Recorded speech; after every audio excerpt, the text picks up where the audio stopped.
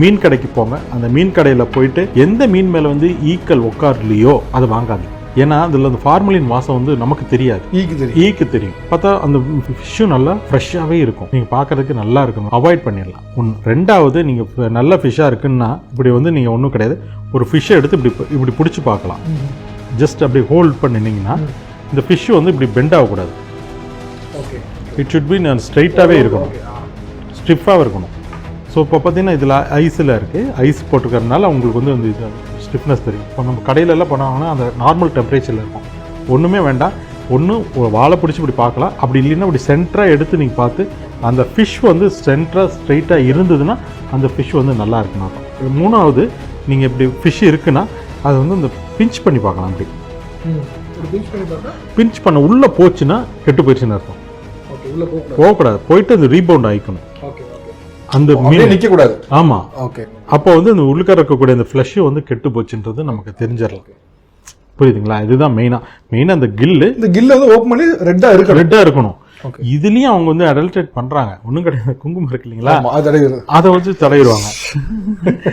நீங்கள் அது எப்படி பார்க்கலான்னா ஒன்றும் வேணாம், அந்த கில்லை இப்படி ஓப்பன் பண்ணிவிட்டு நீங்கள் இந்த இதை இப்படி எடுத்துட்டு நீங்கள் பார்த்தீங்கன்னா கையில் பார்த்தீங்கன்னா ரத்தம் மாதிரி இருக்காது, அந்த கலரு கையில் ஒட்டிக்கும். குங்குமம் கலர் இருக்கு இல்லைங்களா, அது ஈஸியாக ஒட்டிக்கும். அதில் நீங்கள் வந்து இது பேல்லாம் இருந்ததுன்னா நீங்கள் கண்டுபிடிச்சிடலாம். ஸோ நீங்கள் வந்து பார்க்குறத விட இந்த கில்லை வந்து இப்படி கொஞ்சம் லைட்டாக இப்படி பண்ணி இப்படி பார்த்தீங்கன்னாவே இந்த குங்குமம்.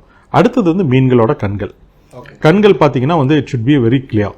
இது பார்த்தீங்கன்னா இந்த மீனில் பார்த்தீங்கன்னா கண்ணு பாருங்கள் கிளியராக இருக்குது. ஸோ இந்த மீன் வந்து ஃப்ரெஷ்ஷான மீன். நம்ம வந்து பார்க்குறப்ப வாங்குறப்பவே நம்ம இந்த மாதிரி க்ளீனாக இருக்கான்னு ஒரு தடவை நம்ம பார்த்துடலாம். இதில் கலங்கி இருந்ததுன்னா தயவுசெய்து அந்த மீன் வேண்டாம், பழைய மீன் தான் அர்த்தம்.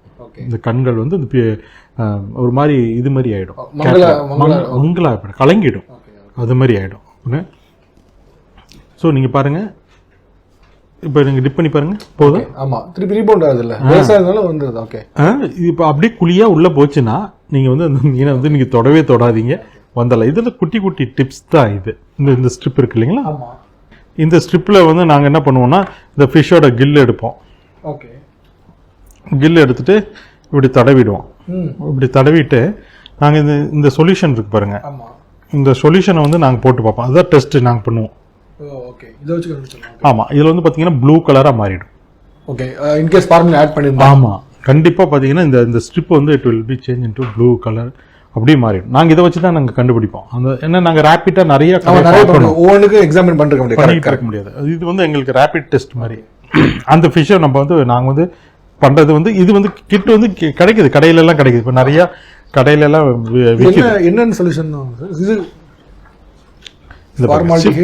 ஃபார்மாலிட்டிகேட்டோட டெஸ்ட்னு சொல்லணும்னா கிட் வந்து நிறைய கிடைக்குது. ஓகே, ஃபிஷ் டெஸ்ட் கிட்னு இது ஒரு கிட் அப்படியே இருக்கும். ஓகே, இது கடைகளில் கிடைக்குது, கடையில் இருக்கு.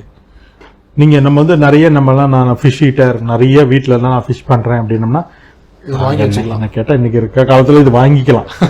இட்ஸ் நாட் வெரி காஸ்ட்லியெல்லாம் கிடையாது, ரொம்ப ரொம்ப சீப்பான அது. ஓகே, இப்போ லாங்கர் ரன்னில் தொடர்ச்சி அந்த ஃபார்மாலிட்டி இது ஆட் பண்ணி சாப்பிட்றது என்ன விளைவுகளை மக்களுக்கு ஏற்படுத்தும்?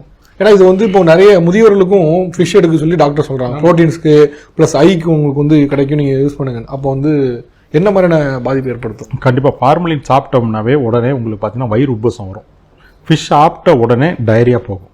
நல்லா சில பேர்த்துக்கெல்லாம் பார்த்தீங்கன்னா பிளட்டி டயரியாவாக போகும், வாமிட்டிங் வரும், டைஜஷன் ப்ராப்ளம். பார்த்தீங்கன்னா நைட்டு உங்களுக்கு வந்து பசிக்காது. உங்களுக்கு ஏப்பம் போட்டோம்னா அந்த ஃபிஷ் வாடை வந்துக்கிட்டே இருக்கும். நம்ம இப்போ ஒரு டைம் 2 டைம் வரலாம், அதுக்கப்புறம் வரக்கூடாது. ஆக்சுவலாக அது பார்த்தீங்கன்னா வந்துக்கிட்டே இருக்கும்.